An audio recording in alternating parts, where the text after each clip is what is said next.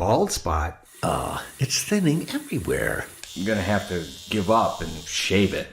Dude, put down the razor, because Bosley, America's #1 hair restoration expert, is about to give you your real hair back permanently. Don't ignore the signs of hair loss. Bosley is giving away an absolutely free information kit that reveals all the signs to anyone who texts KEY to 85850. Bosley will show you for free how great your hair could look. Using the latest technology, Bosley's solution to hair loss is permanent and protected by the Bosley Guarantee. Plus, since Bosley has new non-surgical options, you owe it to yourself to text now for an absolutely free information kit, no matter what level of hair loss you have. Text KEY to 85850. That's KEY to 85850. It is 6:36, and let's get a check on your morning roads in the AM 560 Traffic Center with Jim Telemonte. Bishop Ford Freeway outbound, the ramp to Dalton Avenue was closed with crash. There's a little congestion there inbound, and it's bumper to bumper, 111th to the Verge. 30 minutes, 8094 to Bryan, I-57, 19 minutes, I-80 to the Verge. Bryan is running 21 minutes from 95th to downtown. Edens is okay. Kennedy, you get 28 minutes, O'Hare to downtown. Outbound 24. Inbound Eisenhower, it's heavy from 390 to Irving Park after a crash. And Manheim First Avenue in California, Burnt Circle. 44 minutes, 390 to downtown. Outbound 31. Stevenson, 48 minutes, 355 to Lakeshore Drive. Northbound Tri-State at 7, 87th to LaGrange Road, Plainfield Road to the Hinsdale Oasis. I'm Jim Telemonte on AM 560 The Answer. Chicago's Morning Answer continues next. Your official Chicagoland weather forecast from the 1 Hour Heating and Air Conditioning Weather Center. A breezy day ahead, clouds and sun, with a high of 42. Currently 31. Next news coming up at 7. And Chicago's Morning Answer with Dan and Amy continues next on AM 560 The Answer. This hourly segment is brought to you by Papa Nicholas Coffee. Papa Nicholas Coffee, a family tradition since 1897. This is Chicago's Morning Answer. Have you ever smoked? I have. Okay. Like in And college, I inhaled. I did inhale. On AM 560. I think that it gives a lot of people joy, and we need more joy. More joy in this world. I'm going to miss her. Kamala Harris, this is the senator and the Democratic presidential candidate that Dan Proft once said could be the sleeper cell, and rise to the top and win the Democratic nomination. Prophecy. Well, he's normally right. He did predict Lori Lightfoot. And then all these other candidates jumped in when Mayor Emanuel decided not to run again for re-election. I remember. I worked and with Lori Dan. Lightfoot, I'll give her credit. When I called her to come on the show for certain things, she always came on the show. And that's not a lot of Democrats do that. On Election Day 2012, Dan correctly predicted that Mitt Romney would get 310 electoral votes, and we have enjoyed the 2 terms of Mitt Romney. He also predicted. Oh, yes. He also predicted that gay marriage would never be the law of the land because all the states were turning it down. It's easy to do that. I mean, when you're in the prediction business, you're not. Well, gonna you're get either them right all or right. you're wrong. He is right about Lori Lightfoot. He was exactly headstrong. And a lot of people felt that Kamala was a rising star, but who knew that racism and sexism would do her in, and that black people would prefer Joe Biden to her. Well, 43% of the African Americans voting are supporting Joe Biden. She only polled at 5% with African Americans. I find that so surprising. I mean, she is Indian and she's Jamaican, but she has, since she's Jamaican, she has some African in her. The high point of her campaign was That's when not, she that turned really to Joe came Biden. out wrong. That's okay. Sorry. What was when she turned to Joe Biden in one of the debates and said that he was against busing, and she was that poor black child. Not unlike Dan Proft, who in one debate once said that he was a poor young black child, a poor black child who was bused. But, of course, what she forgot was that everybody hated busing. Everybody hated mandatory busing. Yes. So she gone. All right. And in other news, President Trump in NATO making some waves. He got into it with Macron yesterday with an exchange about trade and about terrorism. Mr. President, do you have a comment on... Would you like some nice ISIS fighters? I can give them to you. You can take everyone you want. Let's be serious. your number one problem are not the foreign fighters. This is the ISIS fighters in the regiment. I think that's very insulting to a lot of different forces. You just can't go around making statements like that about NATO. But of course, everybody in London was focused on the question about him and Prince Andrews. Did he know Prince Andrews? Mr. President, do you have a comment on Prince Andrew stepping down from his royal duties? On who? Prince Andrew stepping down from his royal duties. No, I don't know Prince Andrew, but it's a tough story. It's a very tough story. I don't know him, no. Okay, anybody else? How could he say he doesn't know him? Last time he was in London, look, not only were they What photographed year was that? last year, they not only were they photographed together, they went on a stroll together. President And then Trump, 10 years ago, look, it's Epstein in the background, Prince Andrew, Melania, and Trump. do you know how many people And Giselle. Donald Trump takes pictures with? I understand, but how could he say he doesn't know him? They because spent he takes time pictures together with last year. First of all, Donald Trump was probably thinking about going into bankruptcy the fifth time or whatever when he was actually shaking Prince Andrew's hand. You think he cares about some fungible British royal? He probably hasn't even watched The Crown. No. He does care about the royals. Trust me. And with more on that, let's go to our guest, Dominic Green. Dr. Dominic Green. He's a life and arts editor of Spectator USA, contributor to the Wall Street Journal and the New Criterion, recently out with a column, Prince Andrew has never looked more guilty. Good morning, Dominic. How are you? Good morning, and hello from London. Well, hello. So do people, first of all, Bruce Wolf here, he's sitting in for Dan Proft, said just moments ago that President Trump doesn't care about the royals. I don't think that to be true. What do you think? Well, I think he is quite sensitive to the royals, and he has a fondness for the Queen, certainly. It's a good question, how much he knows Prince Andrew. Obviously, they've crossed paths, but, Donald Trump meets a lot of people, Prince Andrew meets a lot of people, and perhaps when he was saying that he didn't know Prince Andrew, he meant, I don't really know what kind of person he is. And that, of course, is the question that a lot of people here and in the U.S. are asking. What kind of person is Prince Andrew? Yes, and you answer that. He looks horrible. Well, he's never looked more guilty. Yeah. Yes, and we don't have time for you to chronicle everything. And spoiler alert, I haven't seen season 5 of The Crown yet. I'm only on 3. No, on Netflix. They could have a whole season on Prince Andrew alone because of this debacle. Yeah, that'll be kind of boring, though. I like Margaret myself. So I never realized how sexy Margaret is. I had no clue, but she's great. From seasons 1 and 2, at least the one on television. I don't know if you're going to think the new Margaret's sexy. The one on television is really sexy. But anyway, enough of that, Mr. Green.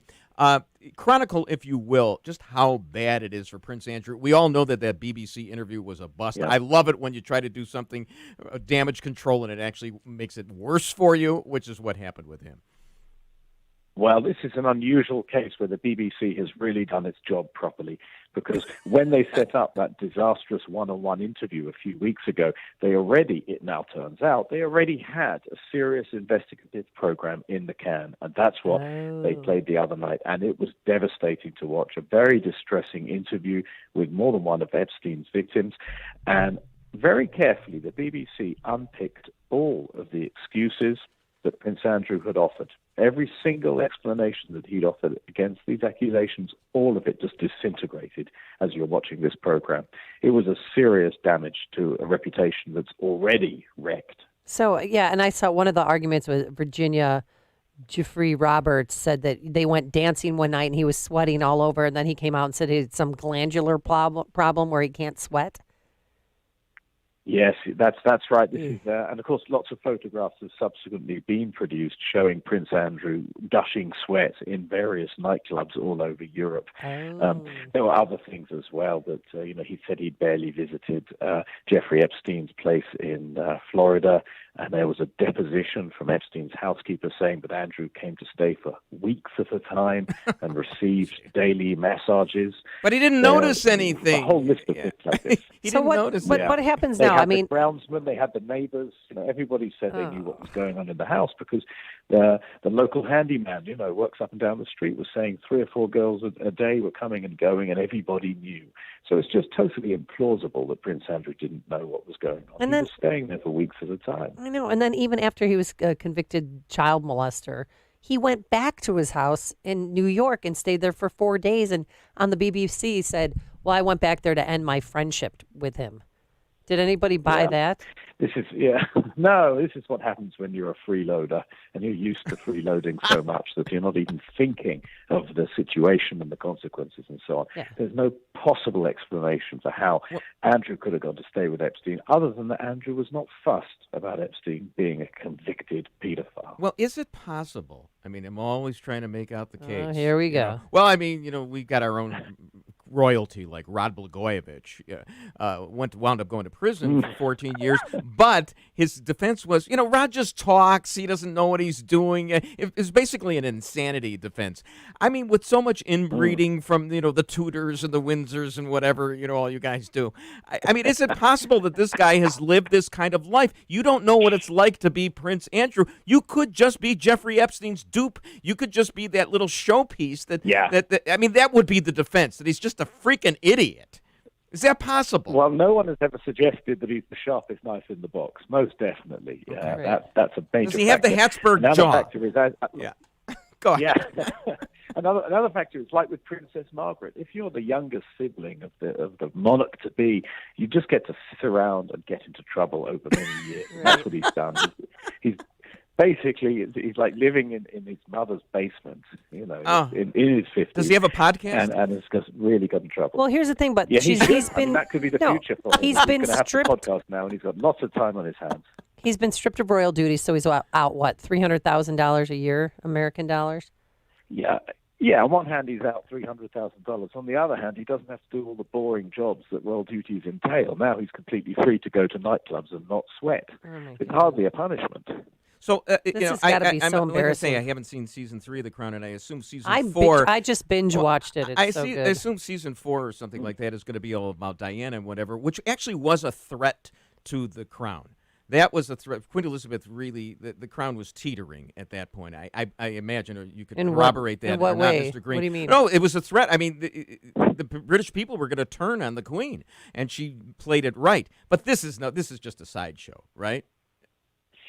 Yeah, I would say so, simply because he's not in the direct line of descent. And actually, there's a bit of skullduggery going on at the palace, which is Prince Charles, who is next in line.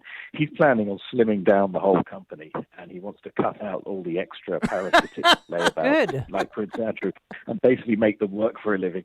And so this actually serves his aim, which is to preserve the monarchy into the 21st and 22nd centuries forever and ever, until we're on season 48 of The Crown. Oh, my Mr. season Green, 48. Do you guys watch that over there, The Crown? Absolutely. Everyone here loves it. It's fantastic. It makes me like, I don't know if you've seen the latest season, but I'm starting to fall in love with Prince Charles. Spoiler alert. No, not in a sexual manner. No, I'm just I get saying it, but with a level of respect for him. No one has ever done that. No. No, but here's the thing, Mr. Green. She's right about that, because even in season 2, and this is how we mark our historical epochs here in the States. Of course, it's seasons 1 and 2. It's not, any era or anything like that, like World War I or 2. It's seasons. It's all based on television. But he is Charles. Everybody hated him over here because he's the guy who didn't get along with Diana, and then he picks up with Camilla Parker Bowles. And he never left her. You'll see. But the thing is that he comes off as a very sympathetic character because of his childhood, and that explains so much. I think it does, and people forget, of course, how narrow-minded and dull his family generally are. It's true, he is a genuinely interesting and sensitive person. I mean, imagine if young Baron Trump developed a taste for writing French poetry and stuff like that. And, it's that kind of situation. That's awesome. All right, moving to serious matters. Anything being accomplished there in NATO besides finding out that Macron thinks that NATO is brain dead?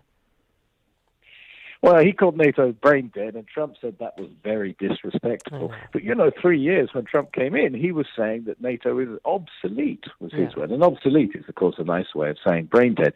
I mean, look, NATO has been going since 1949. And since 1989, no one's been sure what it's for. And most people think it's a good idea on balance. But there is always this question of which way you're going to point it. And, of course, the Europeans have a very different view of Russia than the U.S. does, because Russia is on their doorstep and they're panicked. And Macron is doing all kinds of maneuvers to try and make France, the leading power in Europe. And that means, making a stand against Turkey, which, of course, President Trump cut a deal with over northern Syria. Mm-hmm. And it means making nicer to Russia, say, than the U.S. would even want him to be. So Macron is doing his stunts, really for his domestic press as much as for anything else. And, of course, then he got stomped on by President Trump, which was a fantastic media event yesterday. Mr. Green, NATO Schmato, one final question. Wait, no, I have one more question about NATO. No, because I'm watching The Crown, and my wife loves it, too. We love this show. Queen Elizabeth, the portrayal of her in The Crown, how much of a departure is it from your perceived reality of Queen Elizabeth? Well, I've not met her personally, but and my impression is that they do a very good job of showing that she's very serious and devoted to duty and has a small corner of her life reserved for fun and corgis and stuff like that. But so, yeah, I feel that they've caught something because she has done a good job. I mean, she's 93, 94 years old and refuses to retire. So, I love her. And I love her interactions with all the different British prime ministers. You really learn the history of your country. Yeah. And you're going to love her in this next season. But I have one complaint about The Crown, Mr. Green, and I'm sure you would agree with it.